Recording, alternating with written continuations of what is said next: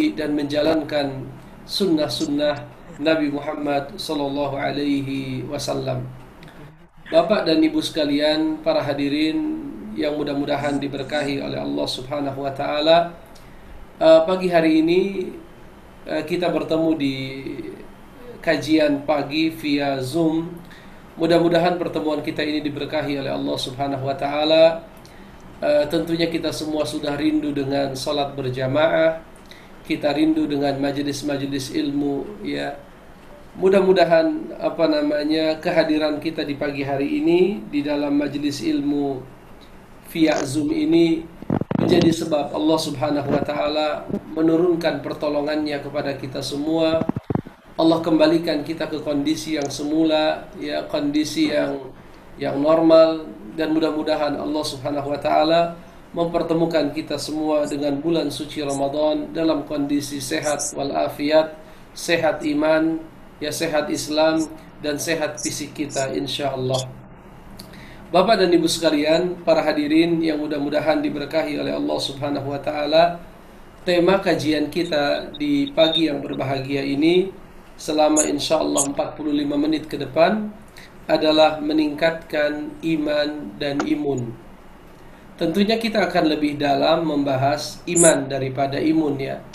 Walaupun dua kata ini hari ini menjadi kata yang tidak bisa kita pisahkan, tidak bisa kita lepaskan.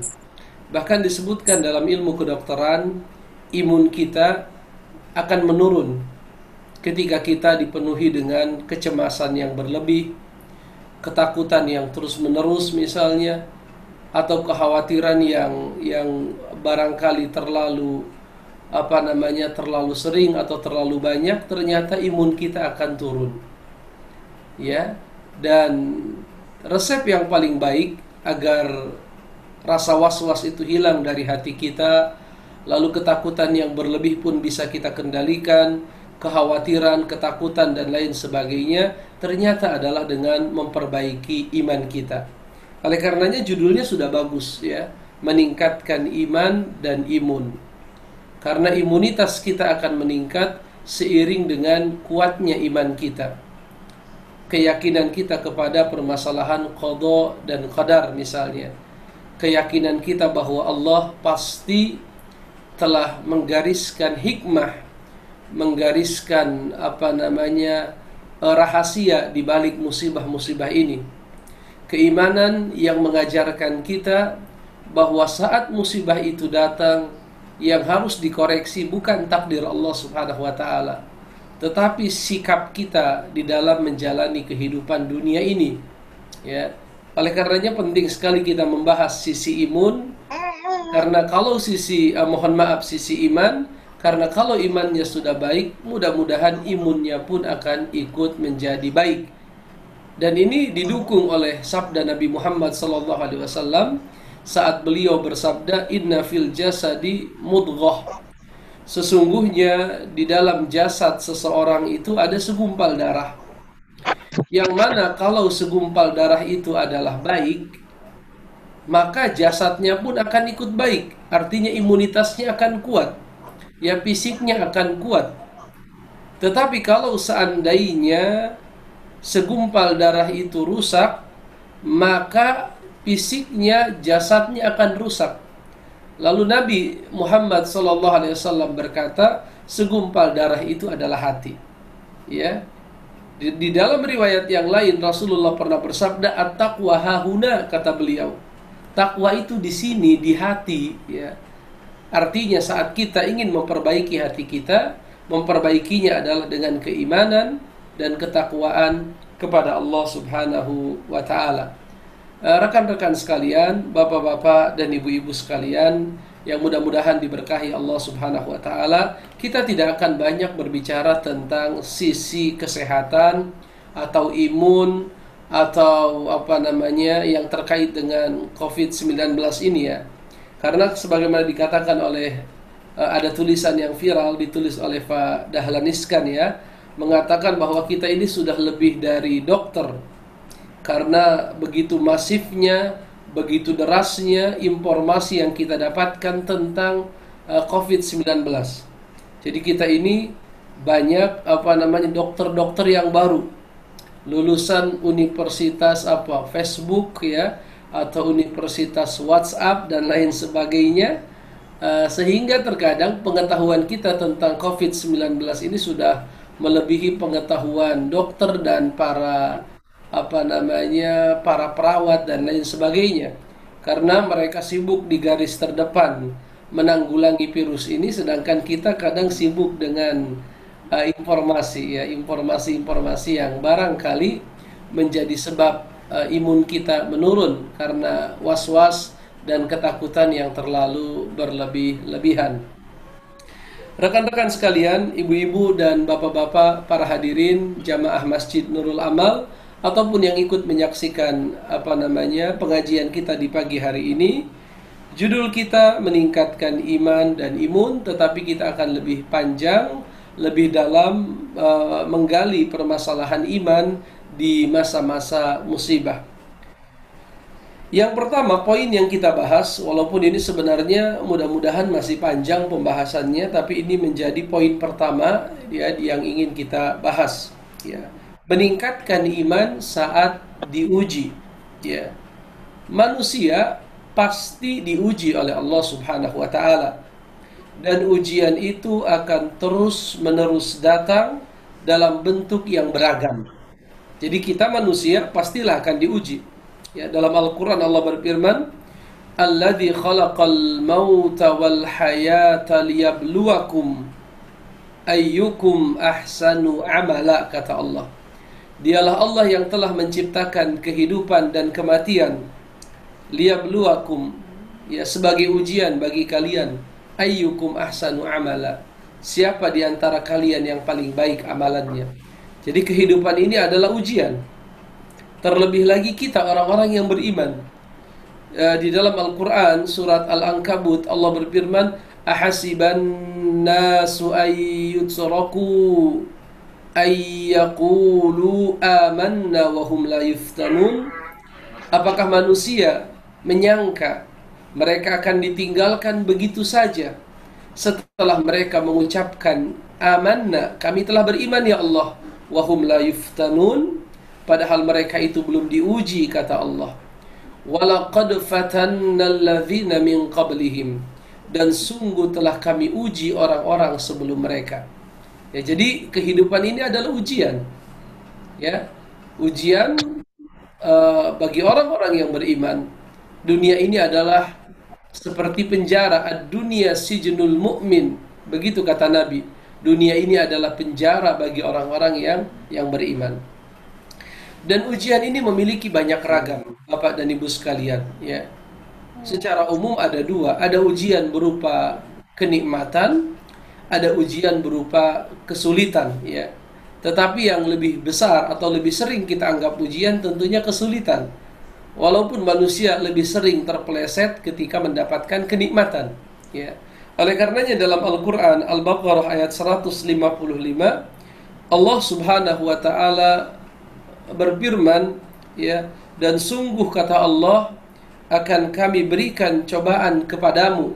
Jadi kita akan dicoba oleh Allah dengan sedikit ketakutan, kelaparan, kekurangan harta, jiwa, dan buah-buahan. Dan berikanlah kabar gembira, ya, kepada orang-orang yang bersabar, yaitu orang-orang yang apabila musibah itu datang kepada mereka, mereka berkata, "Inna lillahi wa inna ilaihi raji'un." Ya, sesungguhnya kami ini semuanya milik Allah dan kami akan dikembalikan kepada Allah Subhanahu wa taala. Kalimat ini dalam Islam biasa disebut dengan kalimat istirja'. Ya, kalimat istirja'. Inna lillahi wa inna ilaihi raji'un.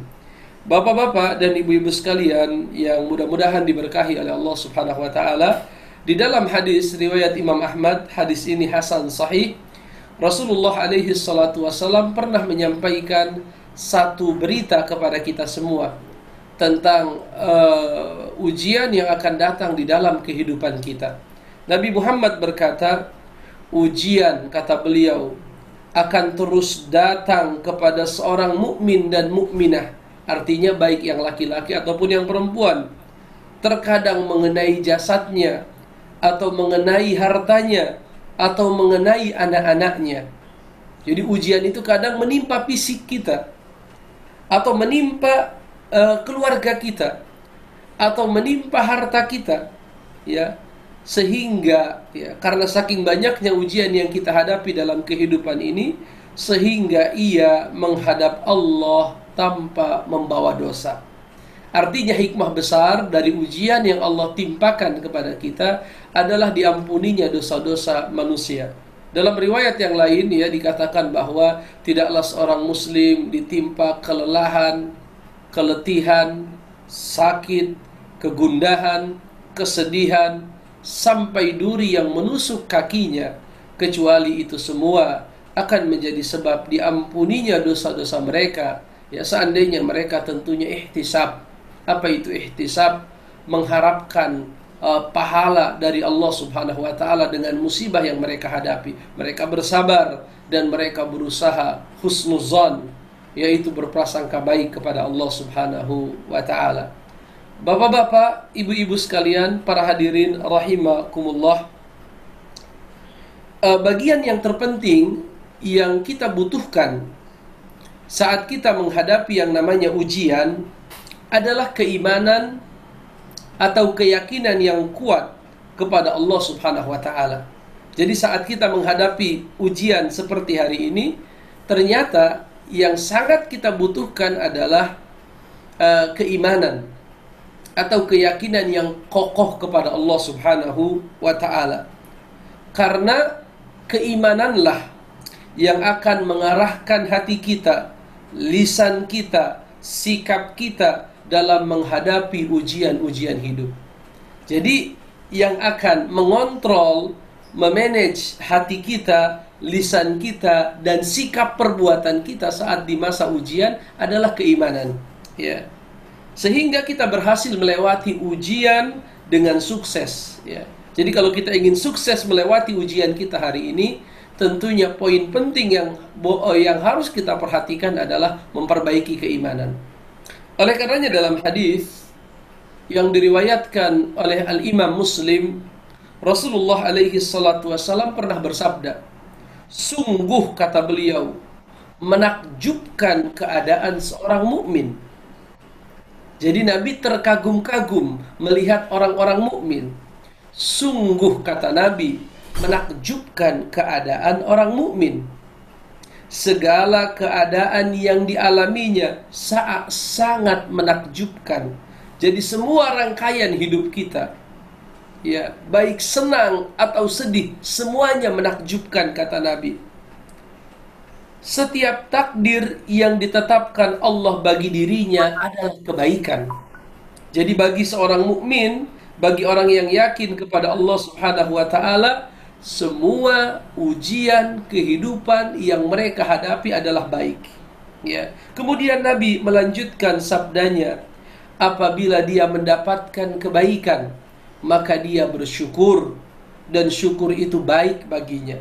Sedangkan apabila dia mendapatkan musibah, ya, berhadapan dengan sesuatu yang tidak dia sukai, maka dia pun bersabar, dan sabar itu baik baginya. Jadi kehidupan kita, Bapak dan Ibu sekalian, seandainya kita benar-benar beriman kepada Allah, akan selalu baik. Allah memberikan kita kenikmatan, ya, sekian puluh tahun negara kita tidak ada masalah seperti ini. Lebih banyak kenikmatannya daripada ujiannya, ya. Lalu kita mendapatkan kenikmatan, kita bersyukur kepada Allah. Tetapi saat seorang mukmin, kata Nabi, diuji, mereka pun bersabar. Bukankah syukur itu baik? Dan bukanlah kesabaran itu pun satu kebaikan? Ya, syukur memiliki keutamaan dan sabar pun memiliki keutamaan. Bapak dan Ibu sekalian, para hadirin yang diberkahi oleh Allah Subhanahu wa taala, tentunya virus COVID-19 ini ya telah menjadi istilahnya pandemik, ya. WHO telah menetapkannya sebagai pandemik yang terjangkit sudah lebih dari 1 juta orang, ya, di lebih dari 200 sekian negara, Ya, artinya ini bukan hanya kita. Bahkan kalau kita lihat data-data yang muncul, itu mayoritas negara-negara dengan tingkat penyebaran yang paling tinggi di 5 besar itu adalah negara-negara yang yang mayoritasnya adalah bukan orang-orang Islam, ya. Adapun orang Islam, alhamdulillah, walaupun banyak juga negara yang terjangkit virus ini, tetapi alhamdulillah kita bersyukur kepada Allah, tidak sebesar dan tidak sehebat, sedahsyat apa yang dialami oleh negara-negara seperti negara Eropa, ya. Hari ini pusat pandemik COVID-19 bergeser dari yang tadinya di Provinsi Hubei atau tepatnya di kota Wuhan, berpindah ke negeri Eropa. Sekarang tingkat yang paling tinggi itu di Amerika, ya. Amerika, lalu saling menyusul negara seperti Kanada, Jerman, Inggris. Bahkan di Inggris itu pangeran siapa namanya, Charles atau siapa itu, lalu ada perdana menterinya, ya. Perdana menterinya pun positif terkena virus corona, ya. Tetapi tentunya ujian ini berbeda antara ujian yang menimpa mereka dengan ujian yang menimpa kita, ya. Kita senantiasa yakin bahwa ujian yang menimpa seorang mukmin akan menjadi sebab-sebab kebaikan. Oleh karenanya di Al-Quran Allah katakan, in kuntum ta'lamun, kata Allah, fa innahum ya'lamuna kama ta'lamun. Sesungguhnya kalaupun kalian merasakan sakit di dalam kehidupan dunia ini, mereka pun merasakan sakit sama seperti kalian. Artinya kita semua diuji, ya. Tetapi watarjuna minallahi ma la yarjun, ya. Kalian mengharapkan sesuatu dari Allah atas apa-apa yang tidak mereka harapkan. Jadi kita berharap kebaikan, pahala dari ujian ini, sedangkan mereka menganggap ini hanyalah satu peristiwa alam yang biasa, yang tidak ada kaitannya sama sekali dengan masalah-masalah akhirat, ketuhanan, dan lain sebagainya. Oleh karenanya, ma'asyiral muslimin, ada beberapa poin penting, ya, yang harus kita pahami agar kita bisa sukses melewati ujian ini, ya. Yang pertama, ya, wajib bagi setiap muslim untuk selalu memohon perlindungan kepada Allah Subhanahu wa taala, bersandar dan bertawakal kepadanya. Ya, jadi wajib kita memohon perlindungan kepada Allah. Yang kedua, senantiasa bersandar dan bertawakal kepadanya. Dan yang ketiga, senantiasa yakin bahwa segala sesuatunya adalah diatur oleh Allah Subhanahu wa ta'ala. Kalau poin ini bisa kita amalkan, tentunya kita akan bisa mengurangi kekhawatiran, rasa takut, kekecewaan, dan lain sebagainya. Ya, yang pertama, selalu memohon pertolongan kepada Allah, senantiasa bersandar dan bertawakal kepada Allah. Dan yang ketiga adalah senantiasa yakin bahwa segala sesuatunya diatur oleh Allah Subhanahu wa ta'ala. Bahkan Allah telah mengatur alam semesta ini, takdir-takdirnya 50.000 tahun sebelum Allah menciptakan langit dan bumi. Dalam ayat Al-Quran, tepatnya di surat At-Taghabun ayat yang ke-11, Allah berfirman, ma asaba min musibatin illa biiznillah. Tidak ada satu musibah pun, tidak ada satu musibah pun, kata Allah, yang menimpa seseorang kecuali dengan izin Allah Subhanahu wa ta'ala. Jadi memang Allah mengizinkan itu terjadi, ya. Wa may yu'min billahi yahdi qalbah. Dan barang siapa yang beriman, para ulama menafsirkan kata iman di sini adalah sabar. Dan barang siapa yang beriman atau bersabar dengan takdir Allah, yahdi qalbah, Allah akan berikan petunjuk kepada hatinya. Nah, ini garis bawahi, ya. Iman saat musibah akan melahirkan petunjuk, ya. Maka di masa-masa seperti ini yang kita butuhkan adalah sosok yang beriman, yang kuat imannya. Karena memang mereka yang akan dibimbing oleh Allah Subhanahu wa ta'ala untuk melewati ujian ini dengan baik. Ini harus kita pahami, ini ayat, ya. At-Taghabun ayat 11. Ma asaba min musibatin illa biiznillah. Tidak ada satu musibah pun yang menimpa seseorang kecuali dengan izin dari Allah, dengan izin dari Allah.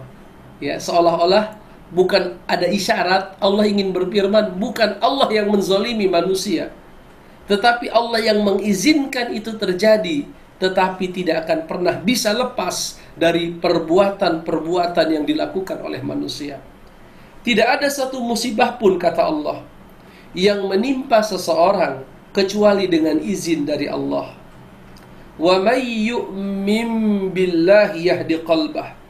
Dan barang siapa yang beriman, dalam penafsiran dikatakan bersabar kepada Allah, yahdi qalbah, Allah akan berikan petunjuk kepada hatinya. Wallahu bikulli syai'in alim, dan Allah Maha mengetahui segala sesuatu. At-Taghabun ayat 11. Ya, di ayat ini Allah mengisyaratkan kepada kita bahwa iman itulah yang akan menguatkan kita di masa-masa musibah. Dalam ayat yang lain, tepatnya di Al-Ahzab ayat yang ke-17, Bapak-bapak, ibu-ibu sekalian, Allah berfirman, "Kul man dzalladzi ya'simukum minallahi in arada bikum su'an aw arada bikum rahmah." Katakanlah, kata Allah, siapakah yang dapat melindungi kamu dari takdir Allah jika dia menghendaki bencana atasmu atau dia menghendaki rahmat untuk dirimu? Wala yajiduna lahum min dunillahi waliyyan wala nasira. Dan orang-orang munafik itu tidak memperoleh bagi mereka pelindung dan penolong selain Allah. Artinya mereka tidak memiliki pelindung. Adapun orang-orang yang beriman, pelindung mereka adalah Allah Subhanahu wa taala. Wallahu waliyul ladzina amanu, di ayat yang lain. Allah lah pelindung orang-orang yang beriman. Jadi ini poin yang pertama. Senantiasa memohon perlindungan kepada Allah, senantiasa bersandar, bertawakal kepada Allah, dan yakin bahwa segala sesuatunya adalah telah diatur oleh Allah Subhanahu wa ta'ala. Para hadirin, bapak-bapak dan ibu-ibu sekalian, rahimakumullah. Poin yang kedua, ya, di masa-masa ujian seperti ini, di antara bagian penting keimanan adalah meyakini.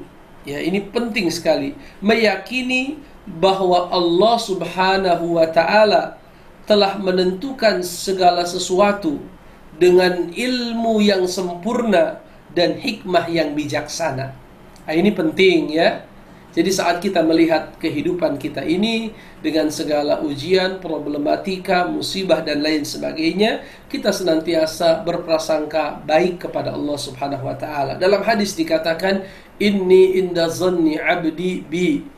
Aku ini, kata Allah, adalah tergantung prasangka hambaku kepadaku. Aku, kata Allah, tergantung prasangka hambaku kepadaku. Ya, oleh karenanya hendaknya prasangka kita kepada Allah selalu baik.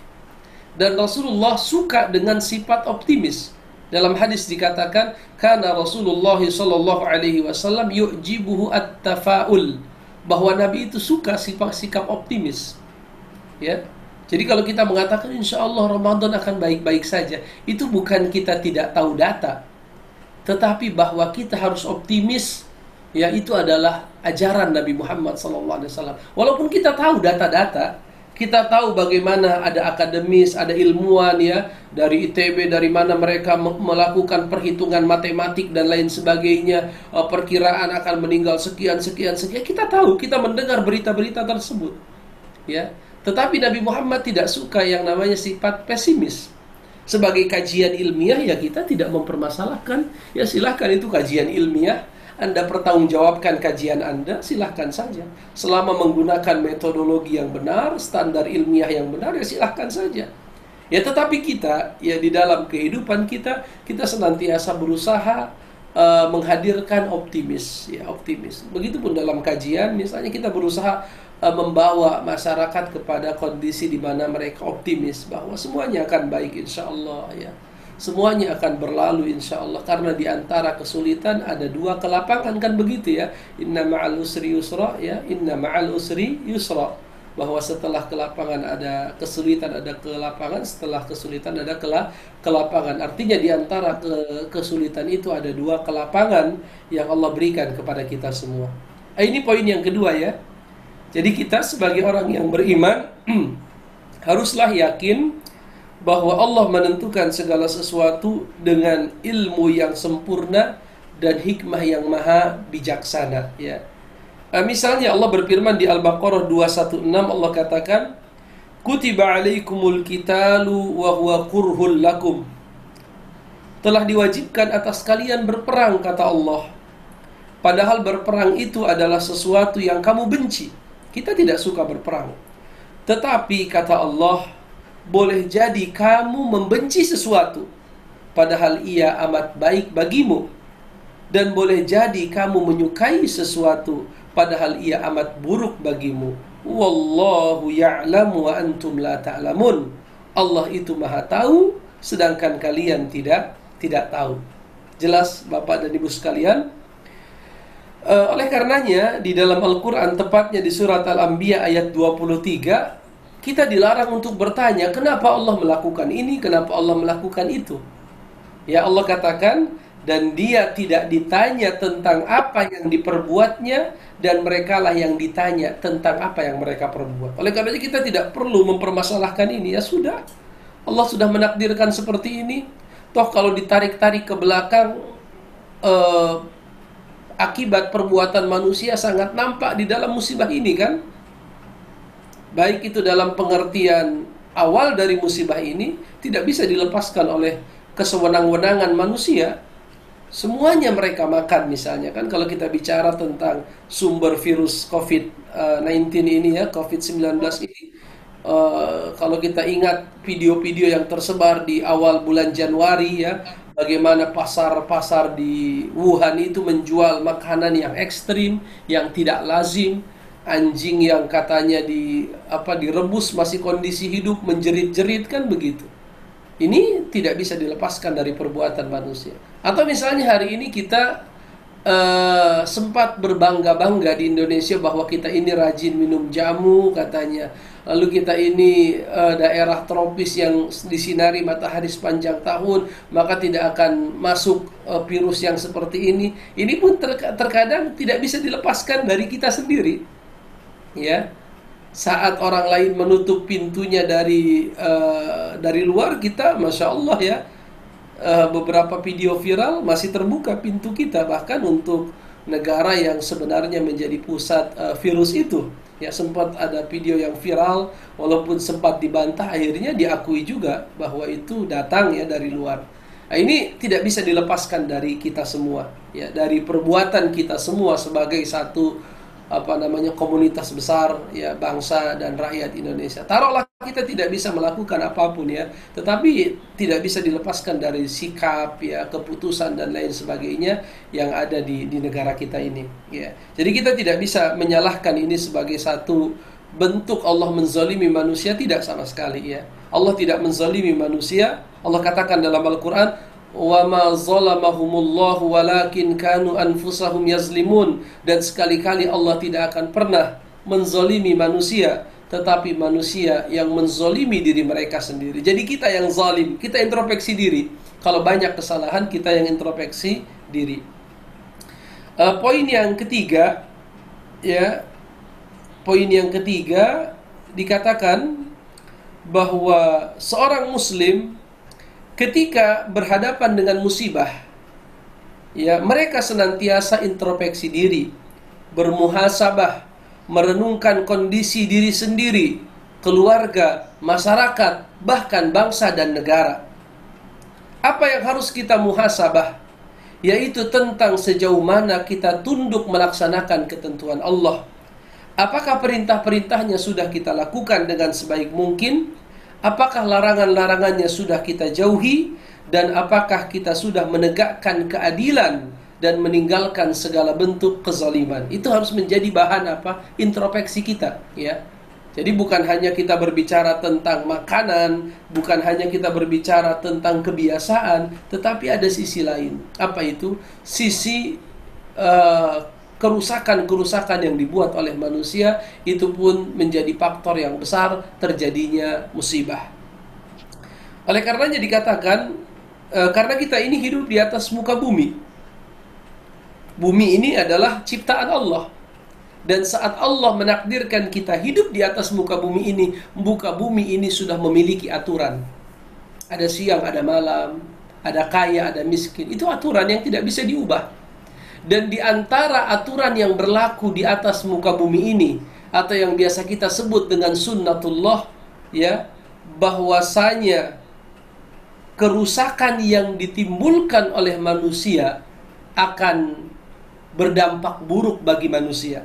Misalnya Allah berfirman dalam Al-Quran surat Asy-Syura ayat 30, Allah katakan, dan apa saja musibah yang menimpa kamu, kata Allah, adalah disebabkan oleh perbuatan tanganmu sendiri. Nah, ini garis bawahi, adalah disebabkan oleh perbuatan tanganmu sendiri. Dan itu bisa kita buktikan secara realita ya, bahwa adanya musibah tidak bisa dilepaskan oleh ulah tangan manusia. Dan ini bukan hanya berlaku untuk kita. Di dalam Al-Quran surat Al-Ankabut ayat ke-40, bahkan Allah menceritakan umat sebelum kita pun sama. Allah katakan, maka masing-masing dari mereka itu, kata Allah, kami siksa disebabkan dosanya. Di antara mereka ada yang kami timpakan kepadanya ujian berupa batu kerikil, ada yang ditimpa suara yang keras, ada di antara mereka yang kami benamkan ke dalam bumi, ada di antara mereka yang kami tenggelamkan di lautan. Dan Allah sekali-kali tidak hendak menganiaya mereka, tetapi merekalah yang menganiaya diri mereka sendiri. Ini poin yang ketiga. Poin yang keempat, ma'asyiral muslimin, ini poin yang pendek. Hikmah terbesar dari satu ujian yang hari ini kita dapatkan, hari ini kita hadapi, adalah kembalinya kita kepada Allah Subhanahu wa taala. Ya. Hari ini semua berusaha untuk mendekat kepada Allah Subhanahu wa taala. Yang biasanya tidak zikir pagi dan petang, mereka zikir dan pagi petang. Ya. Hari ini kita rindu masuk ke masjid. Ya, hari ini kita rindu duduk di majelis ilmu. Ya, artinya hikmah terbesar dari ujian adalah kita kembali kepada Allah Subhanahu wa taala. Oleh karenanya dalam Al-Qur'an surat Ar-Rum ayat 41 Allah berfirman, "Zaharal fasadu fil barri wal bahri bima kasabat aydin nas liyudhiqahum ba'dalladzi 'amilu la'allahum yarji'un." Sungguh telah nampak kerusakan di daratan dan di lautan akibat ulah tangan manusia, dan Allah akan menimpakan sebagian akibat dari perbuatan mereka agar mereka mau kembali. Maka mudah-mudahan musibah ini menjadi momentum kita untuk kembali kepada Allah Subhanahu wa taala. Dalam hadis dikatakan, ihfazillaha yahfazka. Berusahalah untuk selalu menjaga Allah, maka Allah akan menjagamu. Maksudnya menjaga Allah, ada perintah yang harus kita taati dan harus ada larangan yang harus kita tinggalkan. Ya, jagalah Allah, kata Nabi, niscaya Allah akan menjagamu. Poin yang terakhir, bapak-bapak dan ibu-ibu sekalian, rahimakumullah, ini poin yang terakhir di pagi yang berbahagia ini. Agama Islam tidak pernah melarang kita untuk melakukan sebab-sebab yang bertentangan dengan syariat. Jadi ketika ada musibah seperti ini, Islam tidak melarang kita untuk melakukan apa yang disebut dengan al-akhdhu bil asbab, yaitu mengambil sebab-sebab yang dengannya musibah ini diangkat, atau yang dengannya kita selamat dari musibah. Jadi kadang kita sulit membedakan tawakal dengan mengambil sebab. Ya, di awal-awal musibah ini saya, masya Allah, termasuk orang yang paling cepat mentaati perintah arahan para ulama, dan juga karena kita tinggal di Jakarta, ya gubernur misalnya ya.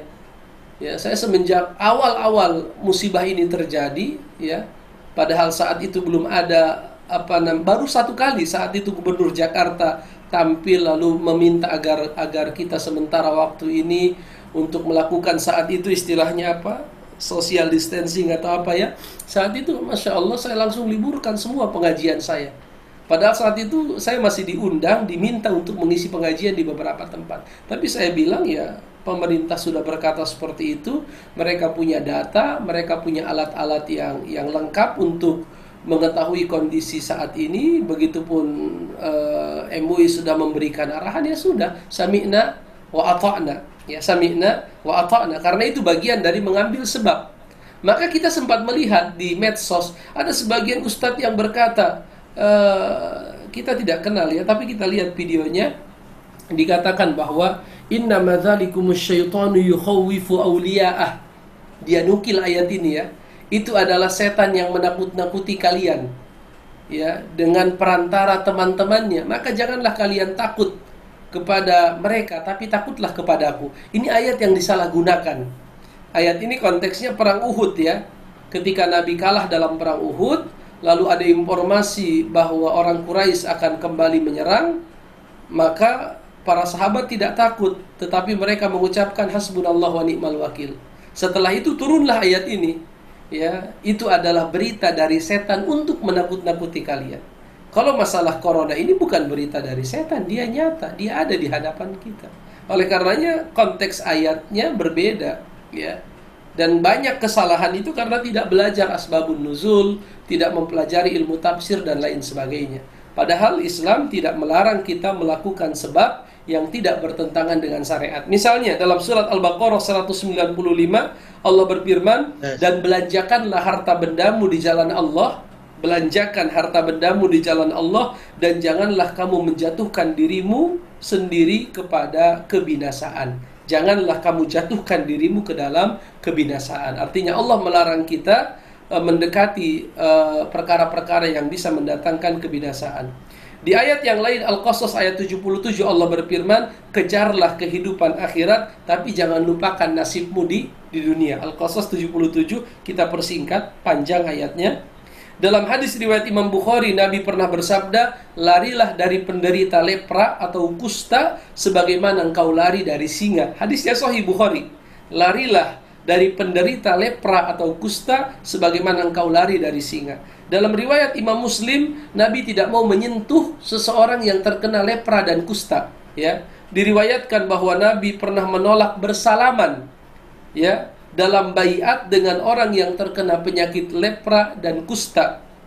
Ya, seandainya penolakan berinteraksi dengan orang sakit berbahaya adalah bertentangan dengan iman, bertentangan dengan tawakal, bertentangan dengan tauhid, tentulah Rasulullah tidak perlu khawatir, ya, tertular lepra ketika bersalaman dengan mereka. Ini ada di hadis riwayat Imam Muslim, ya, dari Amr ibni Syuraid, ya, Syarid, dari bapaknya dalam delegasi Thaqib yang dibaiat oleh Rasulullah. Terdapat seseorang laki-laki yang berpenyakit kusta. Rasulullah pun mengirim seorang utusan mengatakan kepadanya, kami telah menerima baiat Anda, karena itu Anda boleh pulang. Jadi Nabi tidak mau bersentuhan dengan mereka, ya. Dan sikap Nabi tidak mau bersentuhan itu menunjukkan bahwasanya mengambil sebab tidak bertentangan dengan tauhid, tidak bertentangan dengan keimanan, dan tidak bertentangan dengan tawakal. Dan yang terakhir tentunya hadis yang sangat populer hari ini, hadis riwayat Imam Bukhari. Rasulullah berkata, "Idza sami'tum bit-ta'uni bi ardin fala tadkhuluha." Jika kamu mendengar wabah tersebar di satu negeri, maka jangan kamu memasuki negeri tersebut. Wa idza waqa'a bi ardin wa antum biha fala takhruju minha. Dan apabila satu wabah terjadi di satu negeri, maka tetaplah di dalam dan jangan kalian keluar dari negeri tersebut. Bapak-bapak dan ibu-ibu sekalian yang mudah-mudahan diberkahi oleh Allah Subhanahu wa taala, ini barangkali poin-poin yang ingin saya sampaikan di kesempatan pagi yang berbahagia ini. Mudah-mudahan poin-poin ini bermanfaat dan bisa kita amalkan, kita aplikasikan dalam kehidupan kita. Kurang lebihnya tentunya saya mohon maaf. Saya kembalikan kepada Ustadz Jamal sebagai pengatur acara.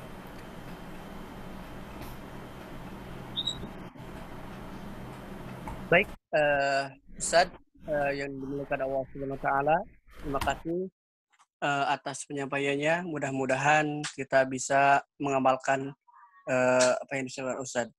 Dan bagi jamaah sekalian, Bapak Ibu sekalian, silakan bagi Bapak Ibu sekalian yang mau mengajukan pertanyaan di sesi tanya jawab ini.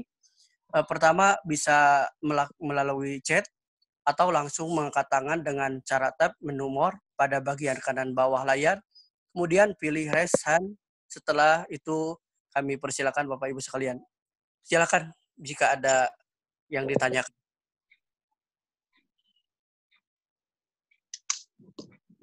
Silakan.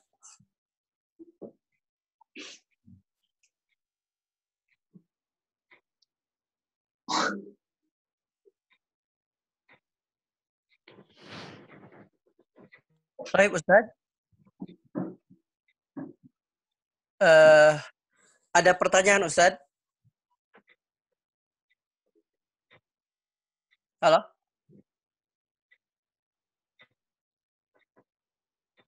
Ada tiga Ya. kan? Ada Silakan. lagi. Tiga-tiganya bisa. Ada tiga. Udah gua kirim. Coba. Ya.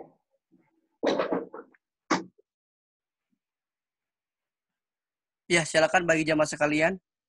Bapak Ibu yang mau bertanya, dipersilahkan.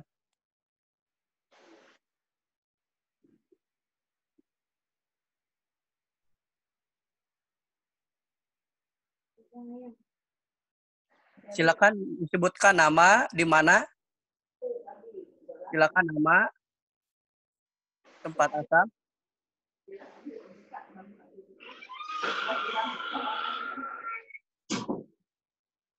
Assalamualaikum Ustaz Jamal. Waalaikumsalam. Pak Didit. Ya, silakan Pak Didit. Ya. Assalamualaikum Ustaz. Wabarakatuh. Assalamualaikum. Waalaikumsalam. Ustaz, bagaimana dengan, kan ada berapa pernyataan orang bilang saya tidak takut corona, saya hanya takut sama Allah gitu.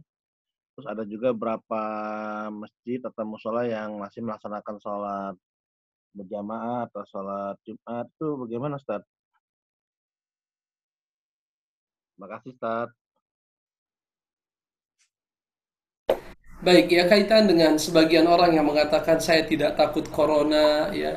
Ini ucapan-ucapan yang memang terdengar hebat, terdengar keren, terdengar Masya Allah. Orang ini memiliki tawakal yang luar biasa, memiliki iman yang kuat, tauhid yang kokoh misalnya ya. Padahal pada hakikatnya tidak benar. Ya. Yang memerintahkan Allah, yang memerintahkan kita salat di masjid Allah. Allah katakan wasallu warka'u ma'ar raki'in, ya. Rukuklah kalian bersama orang-orang yang rukuk. Jadi kita salat ke masjid itu perintah Allah. Dan kita salat di rumah saat ada musibah itu pun perintah Allah yang disampaikan melalui lisan Nabi Muhammad sallallahu alaihi wasallam, ya. Jadi kalau ada pertanyaan seperti ini untuk menyederhanakan permasalahan kita, kalau ada pertanyaan seperti ini Bapak-bapak sekalian, mana yang lebih penting? Mana yang lebih prioritas, sholat ataukah kesehatan? Ya, tentunya kita katakan sholat lebih prioritas, lebih penting daripada kesehatan. Dan itu kita sepakat. Ya, saya sholat di rumah hari ini dan saya yakin 100% bahwa sholat dan ibadah kita kepada Allah adalah lebih urgen, lebih penting daripada kesehatan. Tetapi di waktu yang sama saya memiliki keyakinan bahwasanya walaupun betul salat adalah lebih penting daripada kesehatan kita, Allah Subhanahu wa taala dengan Rahman dan Rahimnya dan kebijaksanaannya telah memberikan kita keringanan untuk tidak melaksanakan salat berjamaah di masjid kalau memang ada potensi yang bisa membahayakan kita. Ya, potensi yang membahayakan kita. Ya. Oleh karenanya dalam Islam, hadis yang sahih riwayat Imam Bukhari dan Muslim dari Ibnu Abbas, bahwasanya Ibnu Abbas memerintahkan seorang muazzin untuk mengumandangkan azan, sallu fi rihalikum. Dalam riwayat sallu fi buyutikum, yang artinya adalah salatlah kalian di rumah kalian. Dan saat itu memang sedang turun hujan, ya, sedang turun hujan. Maka banyak para tabi'in yang mengingkari perbuatan ini. Maka Ibnu Abbas berkata, ya sesungguhnya itulah yang diperintahkan oleh Nabi Muhammad sallallahu alaihi wasallam. Dan hari ini kita dapatkan di Indonesia, ya, antara arahan dari pemerintah dengan arahan dari ulama sudah sejalan. Artinya pemerintah, kita tinggal di Jakarta, Pak Anies sudah jelas. Bahkan hari ini kita memasuki hari yang ketiga, ya, PSBB, pembatasan sosial berskala besar. Begitupun MUI sudah sejak beberapa pekan yang lalu mengeluarkan fatwa. Maka kewajiban kita sami'na wa ata'na. Dan jangan kita menjadi orang-orang yang membangkang kepada ketentuan syariat. Saya katakan mereka membangkang. Karena dalam Al-Quran Allah berfirman, ati'ullah wa ati'ur rasul wa ulil amri minkum. Taatilah Allah, taatilah Rasul dan ulil amri. Ulil amri kalau kita buka dalam kitab tafsir, mayoritas mengatakan pemimpin, tetapi ada yang mengartikan ulama.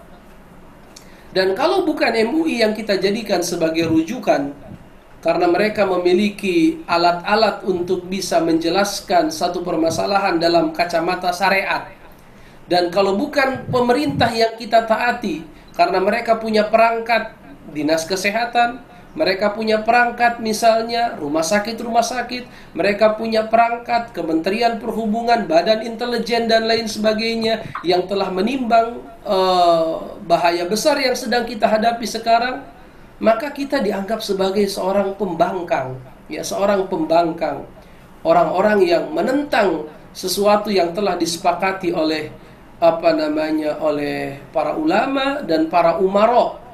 Karena kita akan baik dengan dua hal. Kita ini dalam Al-Quran disebutkan akan baik dengan dua hal. Ya, itu disebutkan kalau saya tidak salah di akhir surat Al-Hadid. Ya, baiknya kita dengan dua hal. Apa itu? Dengan Al-Quran yang memberikan petunjuk dan pedang yang memberikan perlindungan. Quran yang memberikan petunjuk dan pedang yang memberikan perlindungan. Quran itu maksudnya adalah kita mengikuti kebenaran, mengikuti orang-orang yang berilmu, mengikuti para ulama, al-ulama warasatul anbiya.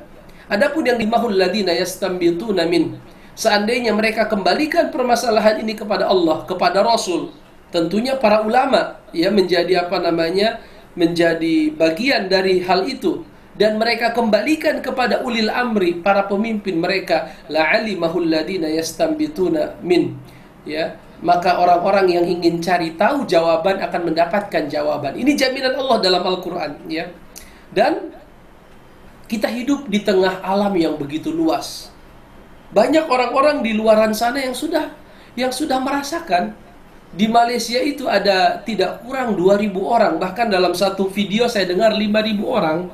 Ada satu istimewa saudara kita jamaah tabligh ya di Malaysia sana yang melakukan perkumpulan, maka disebutkan ada 2.000 orang yang menjadi ODP. Setelah 5.000 orang, setelah itu mengerucut menjadi yang positif sekitar 2.000 orang. Ini mengerikan.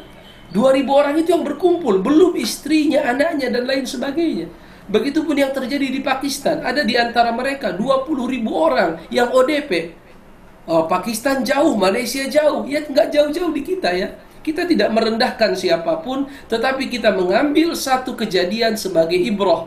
Di kebun jeruk di Jakarta sana, ya di pusat kota sana, ya ada perkumpulan, lalu positif 3 orang. Setelah itu semua yang hadir dijadikan ODP, orang dalam pemantauan. Ternyata setelah di ODP 73 orang di antara mereka positif. Ya, fa'tabiru ya ulil absar, kata Allah. Ambillah pelajaran wahai orang-orang yang berakal. Bukankah Nabi yang memerintahkan kita, larilah kalian dari penyakit kusta sebagaimana kalian lari dari singa? Bukankah Nabi berkata, janganlah kalian banyak-banyak melihat orang yang terkena penyakit kusta? Bukankah Nabi yang bersabda, apabila di satu negeri terkena wabah, jangan kalian masuk. Apabila di negeri kalian terkena wabah, jangan kalian keluar. Kan begitu.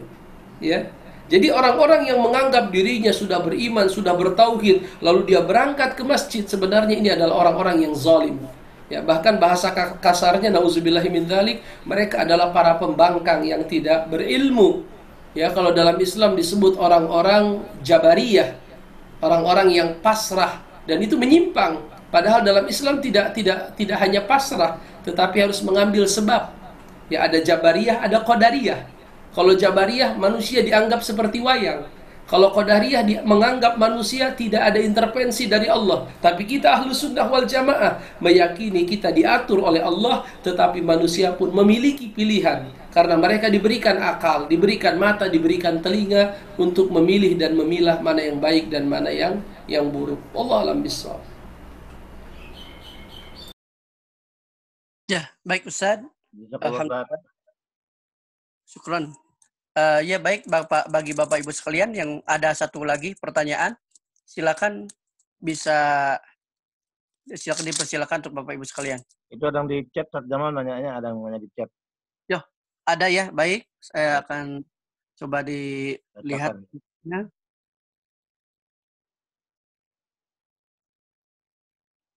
Ya baik. Ustadz, mohon izin bertanya dari Hauna Fatma Dinda. Mohon izin bertanya, ketika situasi mengharuskan kita untuk keluar rumah dan masih ada perasaan takut di hati kita selama kita ada di luar.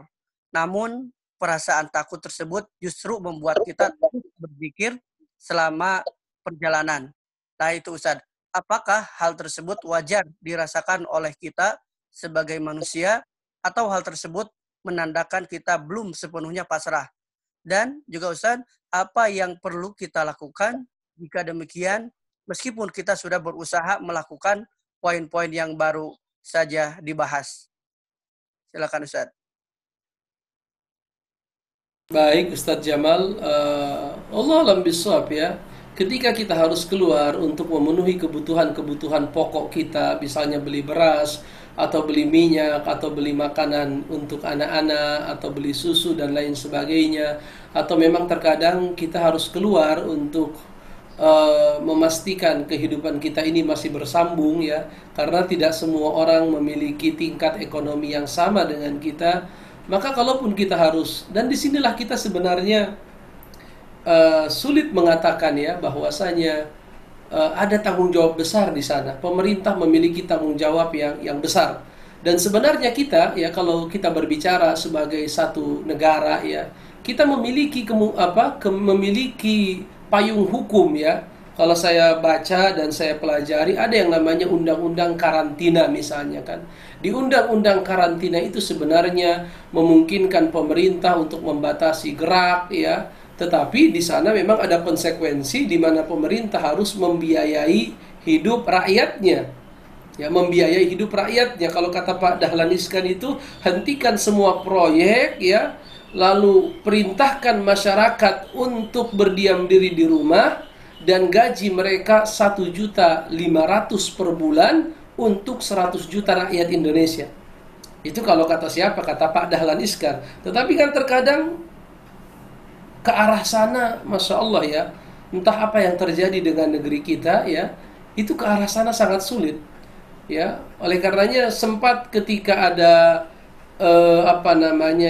ketika ada pendapat agar kita melakukan undang-undang karantina, malah yang dimunculkan undang-undang yang terkait dengan darurat sipil.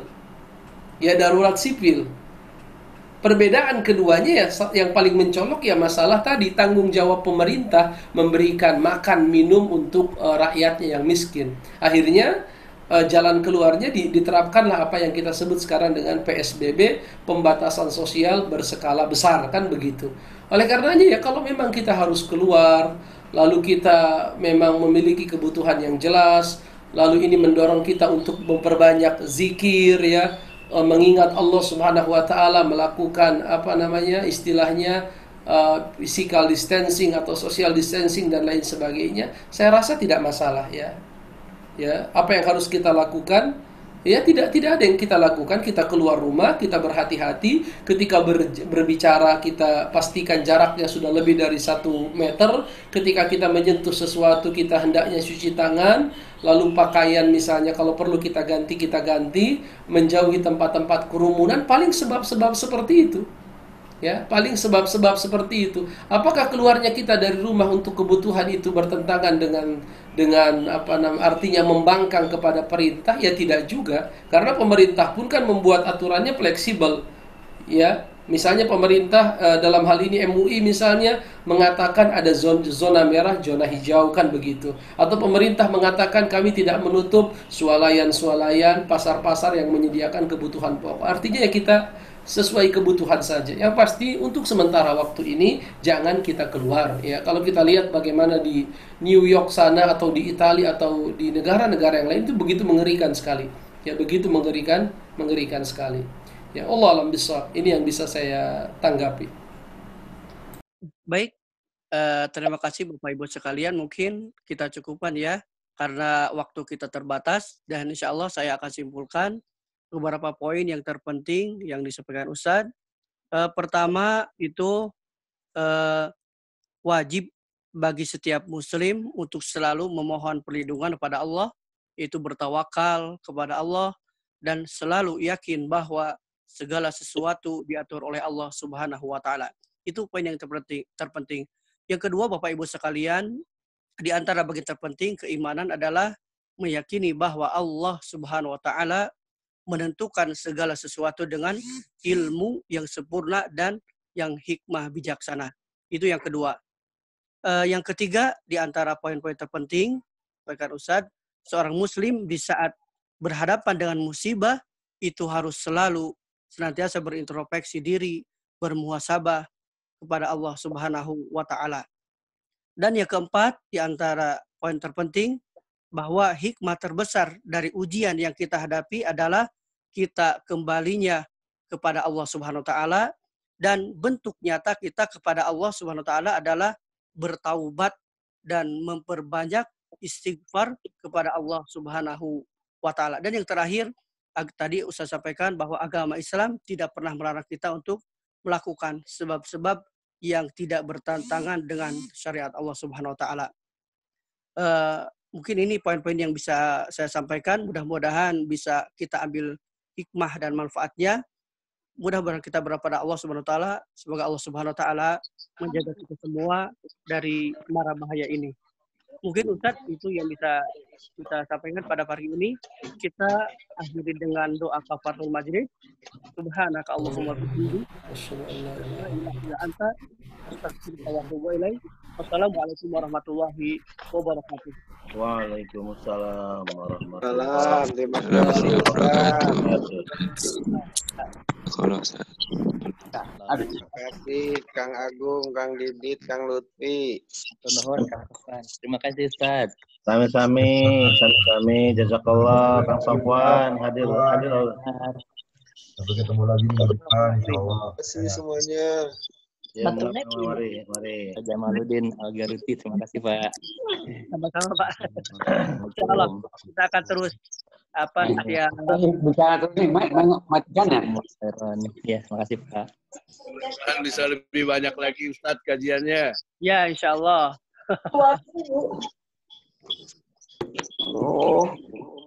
Apa tadi kan?